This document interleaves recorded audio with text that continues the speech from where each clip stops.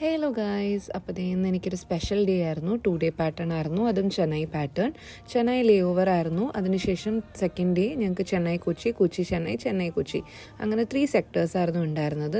ഞാൻ ചെയ്തതിൽ one of the best ഫ്ലൈറ്റായിട്ട് എനിക്ക് തോന്നിയൊരു ഫ്ലൈറ്റ് ആയിരുന്നു അത്.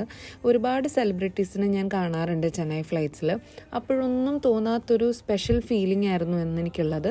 നിങ്ങൾക്ക് ആർക്കെങ്കിലും ഗസ് ചെയ്യാൻ പറ്റുമോ അപ്പോൾ ഇന്ന് എൻ്റെ ഫ്ലൈറ്റിൽ ആരാ ഉണ്ടായിരുന്നതെന്ന്?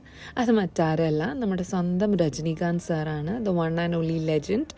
100-ലധികം, ഒരുപക്ഷെ 150-ലധികം വളരെ മനോഹരമായിട്ടുള്ള ക്യാരക്ടേഴ്സ് ചെയ്ത് അടിപൊളിയായിട്ടുള്ള മൂവീസ് ചെയ്തൊരു ലെജൻഡാണ് നമ്മുടെ രജനീകാന്ത് സാറ്.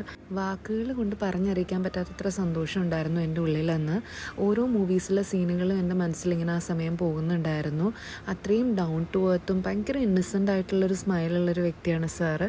എന്നെ തലയിൽ തൊട്ട് ഒരുപാട് ബ്ലെസ് ചെയ്തു, ഒരുപാട് വെൽ വിഷസ് ഒക്കെ തന്നു. One of the best flights ആയിരുന്നു എനിക്ക്.